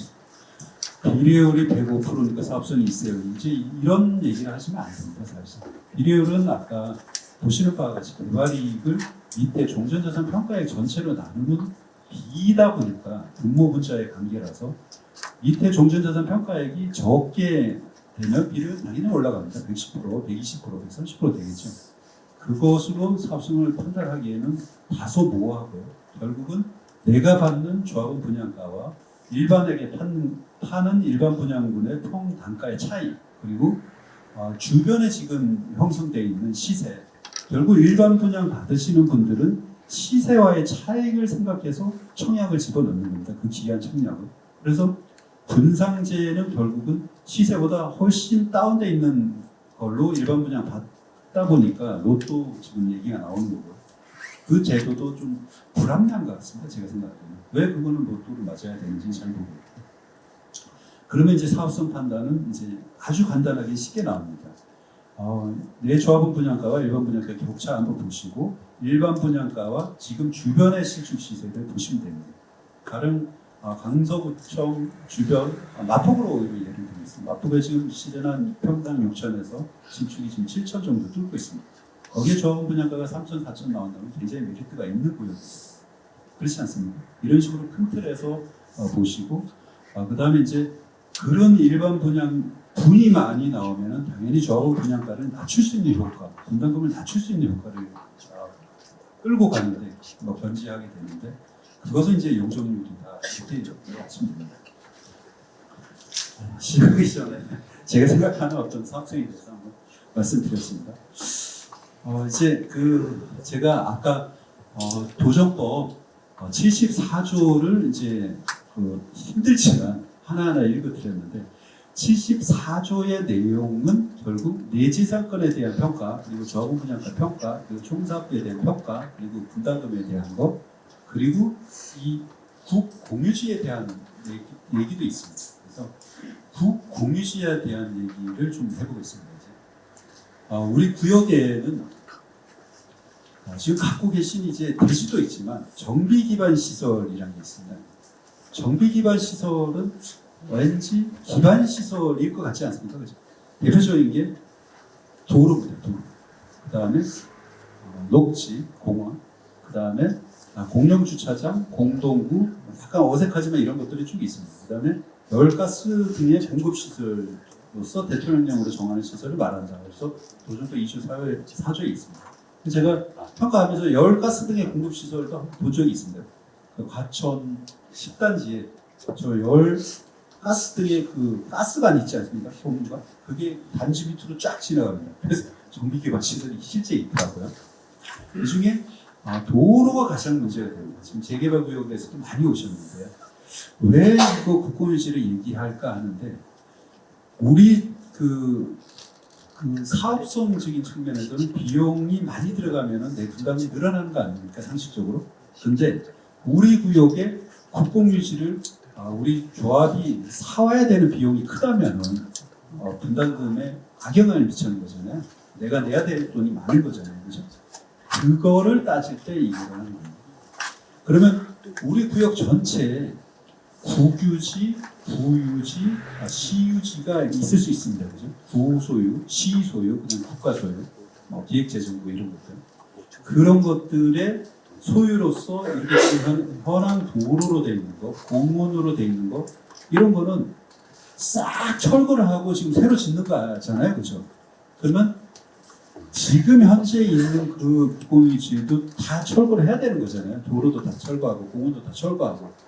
완전히 낮으로 만든 뒤에 제일 첫 장의 그 사진처럼 그 뒤에 새로 도로 놓고 새로 공원 만들고 새로 정비 기반 시설을 설치해야 될 겁니다. 그죠? 상식적으로.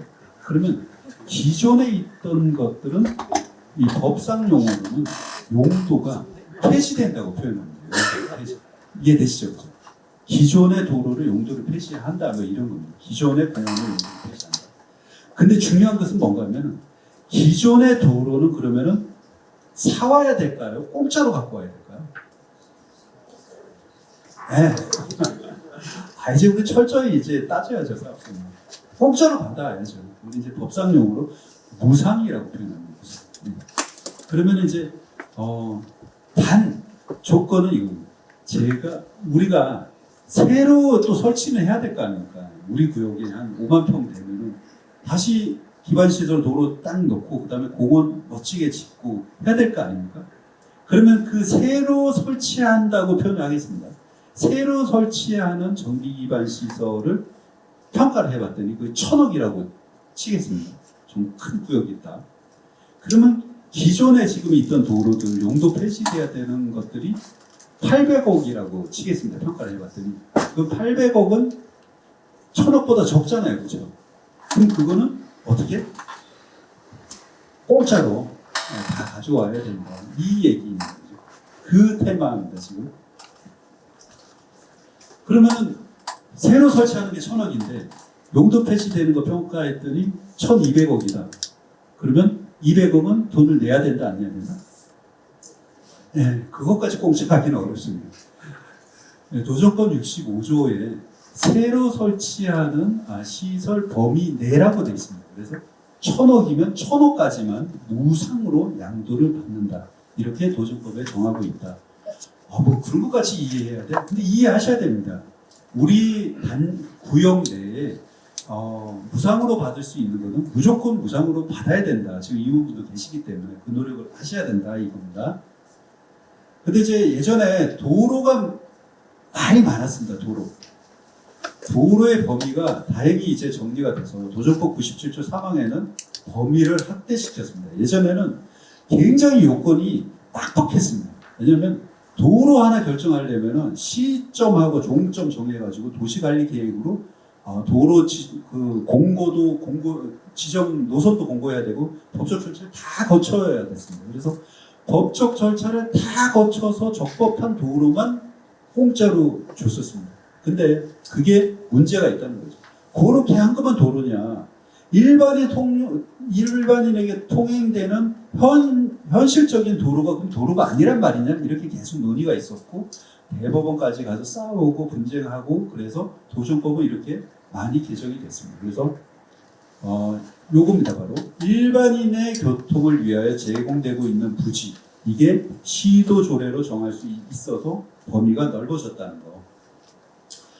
굉장히 많이 싸웠었습니다. 이게 대법원에서 많이 싸웠고 그랬는데 다행히 이거는 많이 싸워서 정리가 됐다. 이 정도로 그냥 이해하시고 넘어가시면 될 것 같습니다. 네, 용적률 인센티브도 그렇고요. 정비구역 밖에 기반시설 설치. 이거는 임원분께서 조금 아셔야 되는데요. 정비구역 밖이라는 거는 내 구역 지정 구역계 바깥에 내라고 그냥 표현하겠습니다. 제가 우리 조합이 도로를 또 설치했다고 치겠습니다. 그럼 비용이 들었을 거 아닙니까? 한 30억 들었다고 치겠습니다. 그 30억에 대해서는 우리 지자체에다가 무상으로 줘야만 하는가 이 문제입니다. 그래서 구역 밖에 시설을 설치했으면 정산을 거치는 게 맞지 않냐 이런 판례입니다. 물론 무상으로 또는 정산을 거쳤는데 무상은 이 사업은 가야 되니까 우리는 아예 무상으로 드릴게요 이렇게 할 수도 있지만 반드시 정산은 거칠 수 있다 이렇게 정리가 됐습니다. 그다음에 설치 비용 보조 신청은 우리 서울시 도정조례 20조에서요. 도로 부지를 확보하고 그 위에 도로 설치를 할 때 비용이 든다면은 일부 보조 신청을 할 수 있게 해놨습니다. 이것도 임원분께서 좀 챙겨가셔야 될 것 같고요. 신설이 용도 폐지보다 커야 된다. 이건 용역한 조서인데요. 용도 폐지되는 정비기반 시설 조서하고 새로이 설치할 정비기반 시설 조서입니다. 왜 이거 보여드리나 하면은 관리처분 계획을 세우셔가지고 관리처분 계획인가 신청을 하실 때 이게 들어가야 됩니다. 용도 폐지되는 조서. 이게 반드시 들어가야 되고 신설 폐지되는 정비기반 시설 명세가 관리처분 계획 인가서에 들어가야 됩니다. 이제 본격적인 건데요. 제가 앞 시간에서 누누이 말씀해가지고 벌써 내 머릿속에는 거의 들어 계실 거라 생각이 듭니다. 이제 종전자산평가, 지금 내가 갖고 있는, 내가 투자한, 내가 살고 있는 집에 대한 감정평가 들어가겠습니다. 근거는 또 나왔습니다. 도정법 74조 제1항입니다. 그리고 정비사업의 관리처분 계획은 분양 대상자별, 즉 분양 받으시는 분의 재산만 평가한다는 거. 종전의 토지 및 건축물의 명세 가격 반드시 포함하도록 규정하고 있고요. 의 목적은 요거는 제가 아까 말씀 많이 드렸는데 그럼 이게 시가 평가냐 담보 평가냐 아니면 경매 평가냐 많이들 물어보십니다. 왜냐하면 지금 가령 아파트가 내가 살고 있는 아파트가 10억에 거래되다가 사업이 빨리빨리 가니까 11억에 거래되다가 매물은 13억에 내놓고 그 다음에 이렇게 이제 출렁이지 않습니까? 실제적으로 그럴 때 그 평가 얼마로 하는 게 맞는 거냐 이런 논의의 기회입니다. 결입니다. 즉 근데 11억에 평가하든 12억에 평가하든 13억에 평가하든 가장 중요한 거는요. 규모 있지 않습니까? 59, 즉 25평, 30평 아파트, 재건축 아파트로 예를 들겠습니다. 25평, 30평, 34평, 그 다음 37평, 42평이 있다고 치겠습니다. 우리 집 100%는. 그러면 대지 지분이 다 같을까요? 다를까요? 네, 다릅니다. 대지 지분은 그 전에 어떻게 쪼갰을까요?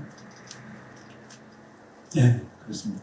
집합 건물의 소유비 관리해가는 건물에 분양 면적으로 쪼개라고 되어 있습니다.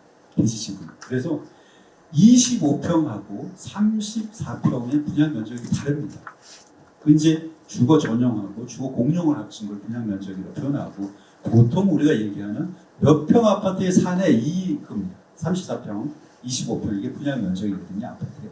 상가는 분양 면적을 전체 연면적을 보통 얘기하는데 아파트는 그렇습니다. 그래서 25평 분양 면적하고 34평 분양 면적이 좀 다르잖아요. 그걸 기존의 아파트 준공 낼 때 이 분양 면적의 비율대로 대지 지분을 쪼개서 안분을 해드린 겁니다. 그러면은 이 우리 단지의 전체 지금 100분이 재건축 진행한다고 가정하면은 25평 30분, 34평 30분, 42평 30분, 90세대라 그러면 대지 지분은 이렇게 3계층하로 이렇게 이루어진단 말이죠. 여기에 따라서 실거래가 쭉 형성됩니다. 재건축 초기 단계는 좀 다를 수 있겠지만 재건축의 거의 막바지 단계에 가면은 결국 철거하는 거잖아요. 철거. 그죠? 그러면 내가 갖고 있는 공간을 내놓는 건데 본질적으로는 내가 갖고 있는 땅 있지 않습니까? 그죠? 그 땅을 내놓고 그거를 다 철거하고 그 땅 위에 어떻게 새로운 용적률로 건축을 새로 하는 거 이게 재건축이거든요. 그러다 보니까 내가 내놓는 땅이 25평은 12평이고 34평은 15평이고 40평은 18평이라면 평 단가에 따라서 총액이 거의 결정된다. 이렇게 보시면 되겠습니다. 이것이 평가의 어떤 접근 논리고 대신 그런데 그러면은 25평 30세대하고 34평 30세대하고 40평 30세대가 가격이 다 같냐? 이런 논의가 나옵니다. 그렇죠? 그러면 어떻게 요인을 저희가 보냐면은 동별 요인이 있을 수 있습니다. 그 다음에 층별 요인이 있을 수 있습니다. 그 다음에 향별 요인이 있을 수 있습니다. 그리고 가장 큰 거는 아까 대지지분의 크기 이런 것이 있을 수 있습니다. 그러면 향별로 약간씩 미세하게 차이가 나는 거고요. 층별로도 약간 미세하게 차이가 나는 거고요. 그래서 모두 같은 가격이 나오지는 않지만 대부분 유사한 가격이 나오지만 약간씩 다를 수 있다. 이 정도로 이해하시면 되겠습니다. 이해되셨죠? 평가는 이렇게 이루어집니다. 그래서 그러면 지금 1층하고 로얄층하고 통상적인 로얄층은 그러면 한 7층에서부터 한 21층이라고 할 때 그러면 한 19층, 20층까지 다 로얄층으로 뭐 통상 지금 가격이 형성되어 있습니다. 보통 앞에 가리는 게 없다면, 특별한 조망이 없다면, 한강을 조망하고 있는 데는 지금 한강 조망이 나오는 아파트와 압구정 같은 경우는 5억, 7억씩 지금 차이가 나거든요. 그런 게 없다면 로얄층 가격들이 대부분 비슷하게 평가가 되고, 대신 저층은 그러면 현재는 한 10%, 15% 차이가 납니다. 왜냐하면 해충도 있고, 그 다음에 범죄에 좀 노출되어 있는 것도 있고, 1층은 지금 로얄층하고 차이가 10% 정도 지거든요. 근데 재건축 감정할 때는 그럼 10% 되냐? 이게 또 궁금하십니다. 자, 그러면은 낼까요? 안 낼까요? 예, 내서는 안 됩니다. 왜냐하면 이제 건물의 형은 다 했나요? 안 했나요?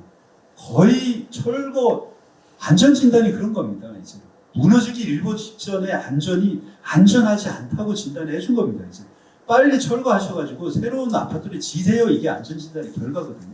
D급이면은 거의 이제 내비두면은 이제 굉장히 안전하지 않는 거거든요. 그러면은 가치의 기속은, 가치의 수령은 이제 대지지분으로 가는 겁니다. 그래서 1층도 12평이고 같은 규모일 때요. 같은 동네요. 로얄층도 12평인데 똑같지는 않지만 이 차이는 이제 지금 현재 10% 나지만 그 격차는 줄어들어야 된다가 평가의 논리다. 이렇게 이해하시면 됩니다. 한 주공 아파트 4층, 5층 될 때는 몇 프로 차이 안 나고요. 그 다음에 이제 잠실, 오다니처럼 중층 아파트 이런 경우에는 좀 차이를 좀 냅니다. 차이가 없다 그러면 또 로얄층 분들이 또 상식적으로 이해를 못 하십니다. 그래서 차이는 나는데 그 차이는 적다. 그죠? 이렇게 이루어지고요. 그 다음에 기준 시점요. 기준 시점은 아까 74조의 1항 5에 나와 있었습니다. 사업 시행 계획 인가 고시가 있은 날로 평가를 합니다. 그러면 구역 지정 고시 일자도 아니고 조합 설립 인가 일자도 아니고 관리청 계획 인가 일자도 아니고 딱 이 날짜로 합니다. 이 날짜. 그러면은 사업 시행 계획 인가가 바뀔 수도 있잖아요. 변경이. 그러면은 기재하면 되겠습니다. 최초 사업 시행 계획 인가 고시 일자일까요? 변경이 한 3번 있었습니다. 마지막 변경 사업 시행 인가 고시 일자일까요? 이거는 너무 공부가 많이 되겠습니다. 이거를 금호 땡땡 구역에서 몇 년간 쌓았습니다. 대법원까지. 1심에서 2심에서 결론 좀 달랐고요. 법제처 의견 달랐고요. 대법원에서 정리를 해줬습니다. 보십시오. 아까 시가 평가가 아니고 여기 계신 분들의 1%냐 2%냐 지분 비율을 결정하는 거라면은 시점이 최초로 그 시점에 형평성 있게 평가하는 것이 더 중요하다. 이렇게 대법원 판사들은 판결을 했고, 지금 금호동 같은 경우에는 지금 현재 관리 처분하는데 사업 시행 계획인가 고시가 2009년인 구역도 있습니다. 심지어 제가 진행하고 있는 구역도 관리 처분은 올해 하반기에 할 건데 종전재산 평가액은 2009년도입니다. 그것처럼 최초의 공시지가가 더 높아요 지금. 공시지가 더 높습니다. 그렇지만 사업 시행 최초 고시일자로 평가를 한다는 거. 그때의 비율로 그때 형평성 있게 한다는 거. 이거 좀 기억하셔야 되겠습니다. 그다음 평가 방법에 대해서는 이러하다. 평가 대상 74조 1항 5 아까 제가 한 누누이 말씀드렸어요. 토지하고 건축물만 한다는 거고요. 그 다음에 너무 불량해가지고 철거하는 건축물이 있는데 그건 허가받은 날로 저희가 평가를 하고 있습니다. 그 다음에 정전자산 가격 통지 시기는 총회 개최일로부터 1개월 전에 하도록 돼 있는 규정이 있고요. 74조 제3항에. 그 다음에 72조 아까 개정된 부분입니다. 여기에. 이걸 한번 읽어드리겠습니다. 25년 5월 1일부터 시행되는데요. 분양공고 통지기한 단축 개정으로 사업시행 계획 인가 고시로부터 90일로 단축해서 이 통지를 받으실 수 있습니다. 그래서 사업 시행 계획 인가 고시일부터 90일 이내 종전자산 평가액에 대해서 알 수 있다. 이렇게 이해하시면 되겠습니다.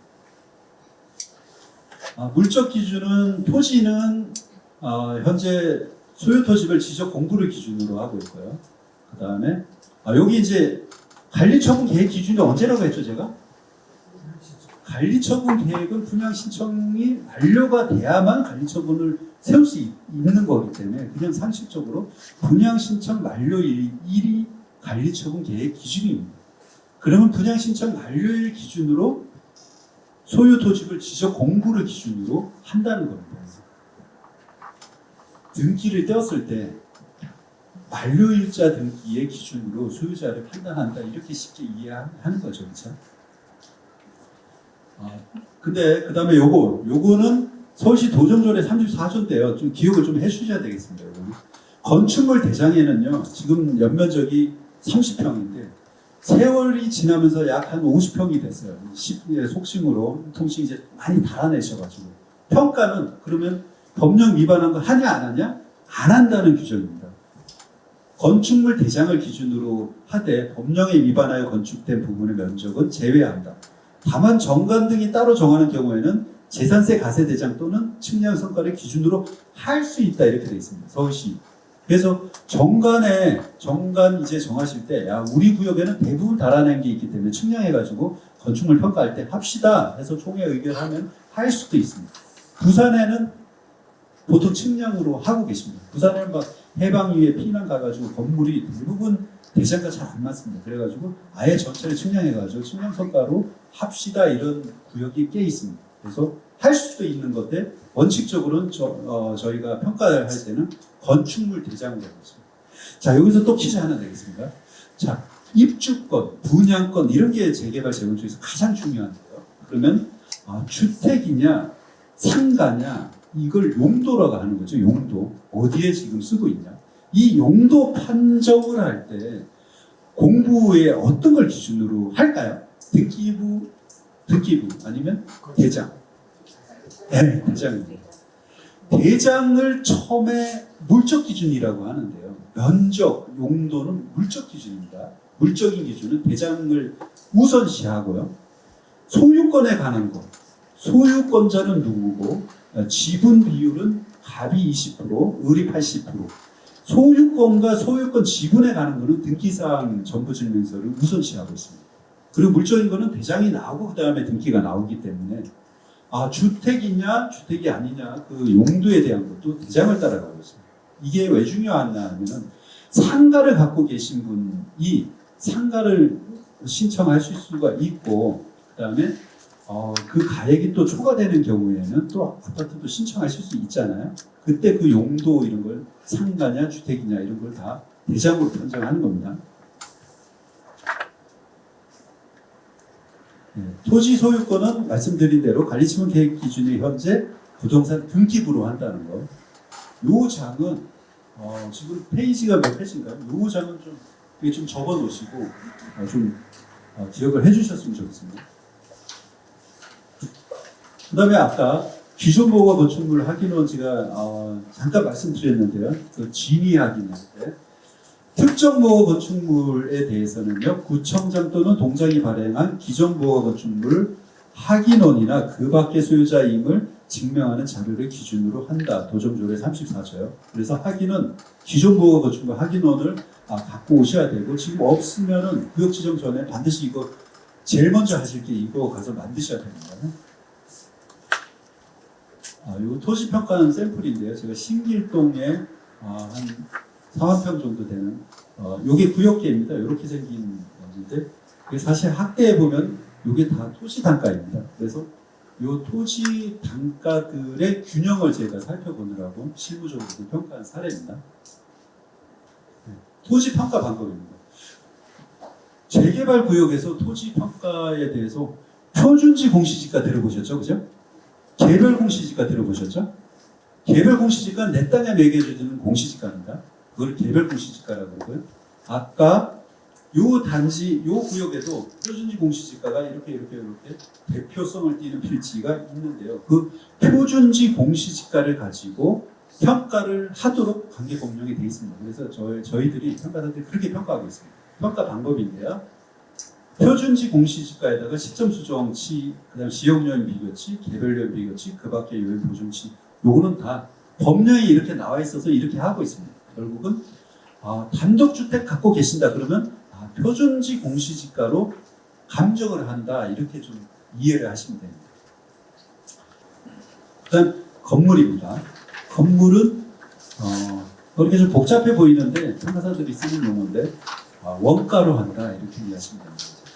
지금 건물 짓는데 평당 얼마 정도 든다 이 비용에서 좀 세월이 지난 거 있지 않습니까? 그거를 공제한다. 그래서 원가로 평가한다 이렇게 되겠습니다. 그러면 내가 재개발 A 구역에 지금 단독주택 갖고 있다. 그러면 평가 토지는 표준지 공시지가로 평가해서 토지 평가액 얼마 이렇게 나오고요. 건물은 원가로 접근해서 건물 얼마 이렇게 나옵니다. 그래서 토지 10억, 건물 3억 이렇게 평가액이 나와서 합계 조합원님 23번님의 조합원님의 가액은 토지 10억, 건물 3억, 합계 13억 이렇게 평가 결과가 보고됩니다. 쉽죠? 누구 표정은 너무 굳어 계신데 졸려서 그러신가요? 아까 이제 우리 수강생님 중에서 그러면 이제 무허 건물을 다 분양 대상으로 해줘야 되냐 이런 질문을 주셨거든요. 그래서 특정 무허 건물에 해당하는 거에 대한 판단 기준은 서울시 도정조례 89년 1월 24일로 돼 있는 거고요.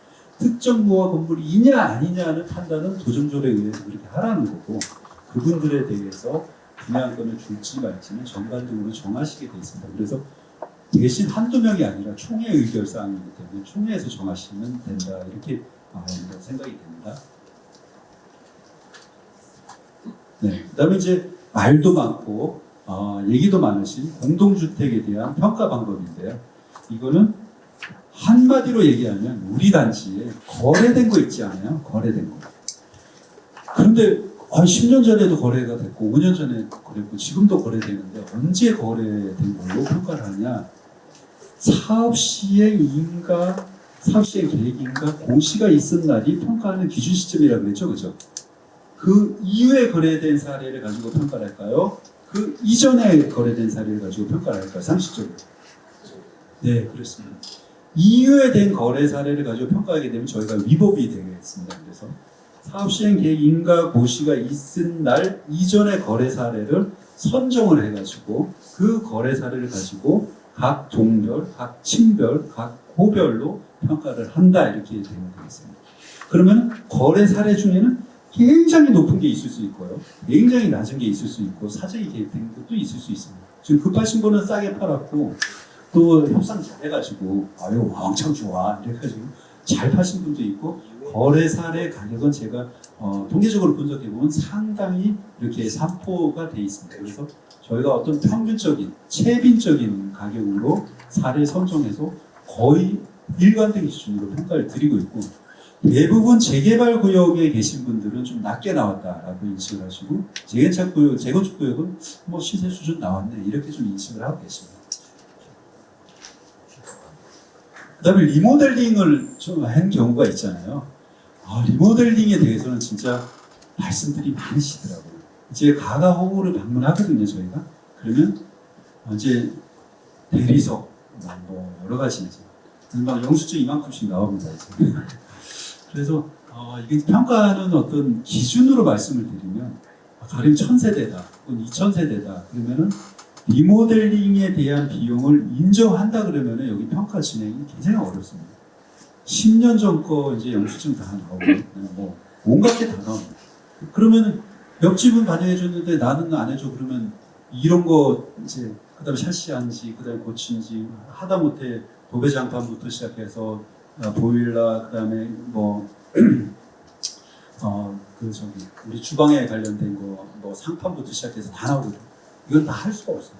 그래서 아예 그런 것을 사실은 배제하고 그 호수가 갖고 있는 면적과 모든 요인은 동일하게 적용해서 했을 때 가장 사업은 빨리 가더라. 이렇게 제 경험상 그래서 지금 평가를 그렇게 하고 있어요. 일일이 리모델링 비용에 대해서 호별로 모두 차등해서 인정하겠노라 그러면 평가 기간이 굉장히 길어질 뿐만 아니라 소명된 자료가 모두 정확해야 됩니다. 사실은 그거 다 파악하기 좀 어렵다 이런 말씀 좀 드립니다. 그다음에 아까 최초 사업이냐 변경인가냐 대법원에서 15년도에 최초가 맞다라고 결론 낸 대법원 판례입니다. 그래서 실제 배분되는 게 중요하고 비율이 중요하다 뭐 이런 내용입니다. 그 당시에 좀 헷갈리게 했던 게 법제처입니다. 변경 맞지 않나요? 이런 식으로 이제 법제처가. 그래서 좀 헷갈리게 했지만 대법원이 정리해 줬습니다. 그 다음에 이제 조합원 분양가입니다. 조합원 분양가. 조합원 분양가의 기준 시점, 이거는 바로 분양 신청 기간 만료일 또는 사업 시행자가 의뢰한 날짜, 이렇게 두 가지로 하고 있습니다. 이걸 왜 이렇게 하나 하면요.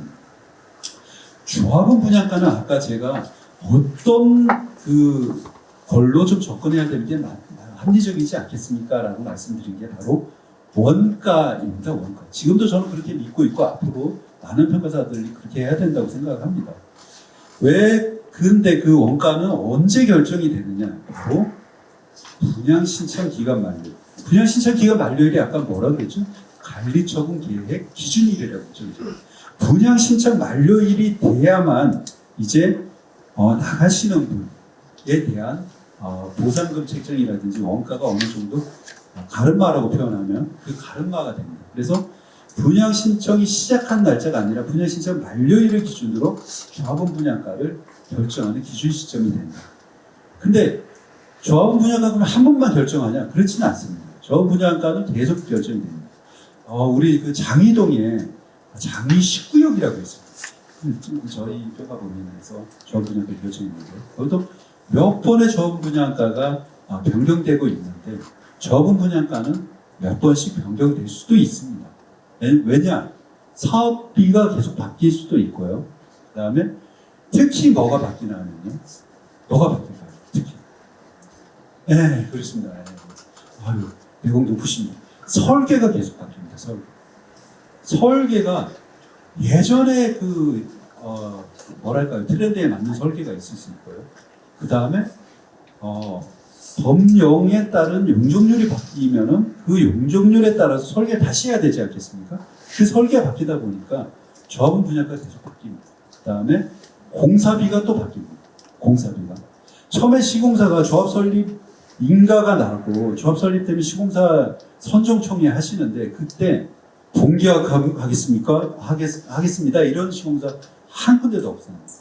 모든 시공사는 가계약을 합니다. 그 다음에 추후에 본계약을 합니다. 그래서 본계약과 가계약의 금액이 다릅니다. 그래서 이 얘기는 아까 총사업에서 7에서 80%가 차지하는 비용에 공사비가 차지하는데 그게 달라지고 설계가 달라지고 이런 것들이 달라지면서 조합 분양가는 계속 바뀌더라. 그러면 조합 분양가는 분양 신청 만료일자로 저희가 최초로 평가를 하지만 의뢰인, 즉 사업 시행자인 조합이 의뢰하는 날짜로 다시 또 조합 분양가를 평가할 수 있다. 그렇죠? 상식적이지 않습니까? 네. 이거는 이제 조감도인데요. 이렇게 이제 먹는 걸 평가하다 보니까 이제 이렇게 조감도로 평가하게 되겠습니다. 네, 실제 시뮬레이션 합니다. 이거는 이제 탑승리 16구역을 제가 평가할 때 시뮬레이션을 한 겁니다. 이렇게 지금 없는 거를 평가하다 보니까 이렇게 시뮬레이션하게 해서 평가하게 됩니다. 실제 지어놓고 난 뒤에 모습이 이러합니다. 이거를 다 시뮬레이션 해가지고. 네, 일단 뭐 인근 건물과 이렇게 또 뭐 이렇게 일조라든지 뭐 소음이라든지 뭐 그다음에 이런 조망이라든지 이런 거를 모두 수치화해가지고 평가를 하고 있습니다. 이제 그다음에 이제 마음에 안 들거나 내가 분양 신청 사업성이 떨어져가지고 내 판단할 때는 사업성이 떨어지는 구역이라서 현금 청산에 대한 거 이것도 이제 내용을 좀 아셔야 됩니다. 도정법 이제 지금 73조, 62조, 63조, 시행령 60조에서 지금 규정을 하고 있고요.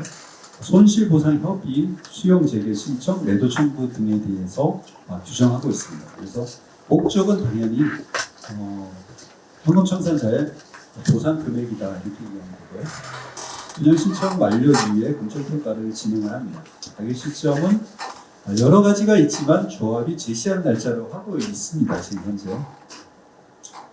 평가 방법, 요거는 체크를 해 두셔야 됩니다. 아까 재개발 제가 무시무시하다고 했지만 실제 공익사업을 위한 토지 등의 취득에 관한 법률의 규정을 준용해서 개발이익을 배제해서 지금 평가를 하고 있습니다. 반토막 얘기가 여기서 많이 나오는 것 같습니다. 보상금이 반토막 나왔다. 실제 반토막은 아닌데도 느끼는 게 반의 반토막으로 좀 느끼시는 것 같습니다. 그래서 재건축은 통상적으로 조합원 탈퇴 시점 당시까지 반영된 개발이익을 모두 반영해서 평가하는 것이 재개발과 재건축이 지금 다른 상황이고 지금 가로주택 정비사업 같은 경우에는 매도 청구로 진행을 하고 있습니다. 청산금 그럼 지급 의무가 언제 발생하나 이것도 많이 싸웠습니다. 그래서 3심인 대법원까지 갔는데요. 청산금 지급 의무가 발생하는 시기는 도정법 46조의 규정에 따라 사업 시행자가 정한 분양 신청 기간의 종료일 다음 날. 이건 종료일이 아니고요. 또 그 다음 날입니다. 즉 청산금 지급 의무라는 게 뭔가 하면 사업 시행자 조합이 나가시는 청산자에게 지급을 해야 되는 그 시기를 얘기합니다. 언제부터 발생하나? 당연히 분양신청 만료일자까지 분양신청을 이제 가부로 결정할 수 있는 거고요. 분양신청 만료일 다음 날부터 시기가 발생한다. 그 다음 분양신청을 하신 분이 계실 수 있습니다. 분양신청을 하셨다가 분양계약을 또 체결하지 않는 경우도 있습니다. 분양신청을 했는데 당연히 조합원 분양 그 계약서에다가 분양계약을 하셔야 되는데 또 금전적인 이유라든지 100가지 개인적인 사정에 의해 가지고 분양계약을 안 하시는 분들이 계실 수 있거든요. 그때 청산금 지급 의무는 분양계약 체결 기간 종료일 다음 날. 네. 대법원에서 다 정리를 했습니다.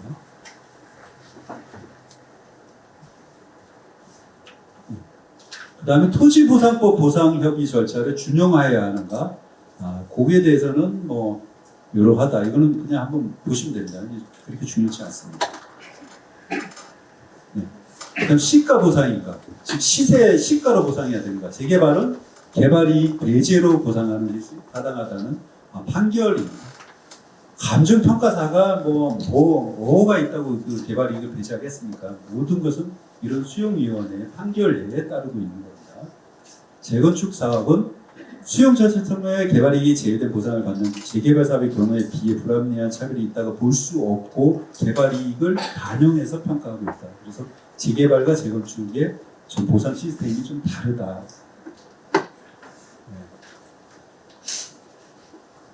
매도 청구는 법원이 제시한 일자로 하고 있고요.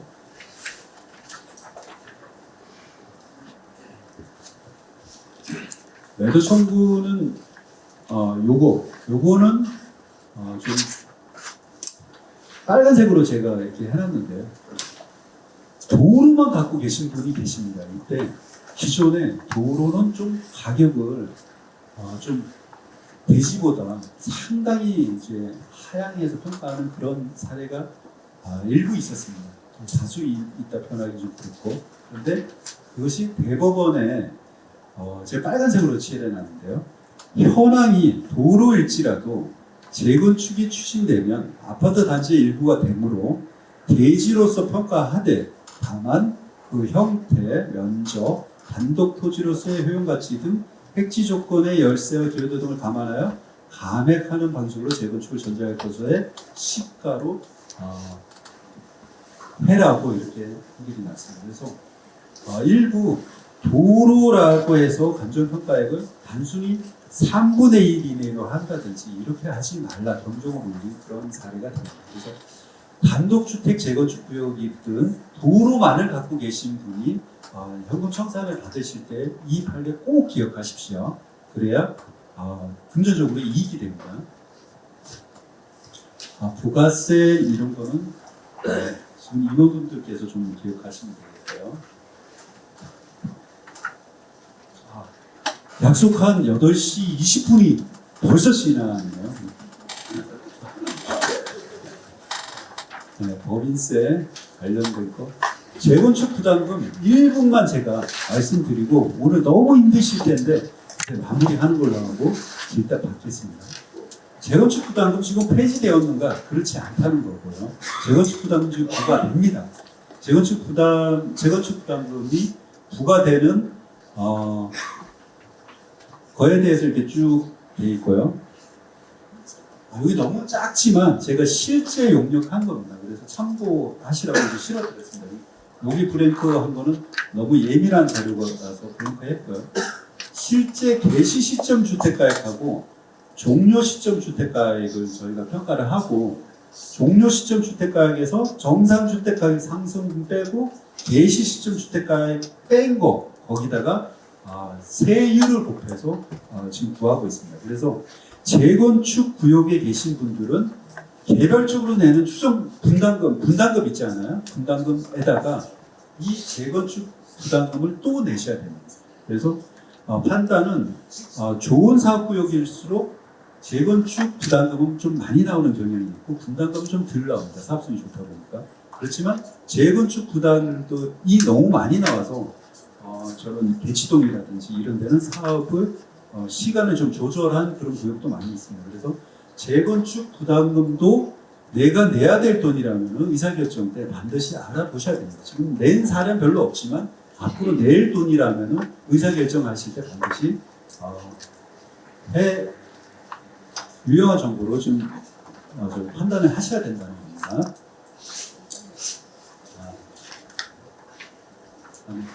궁금하신 게 있으면 마지막 장에다가 전화번호를 제가 써있습니다.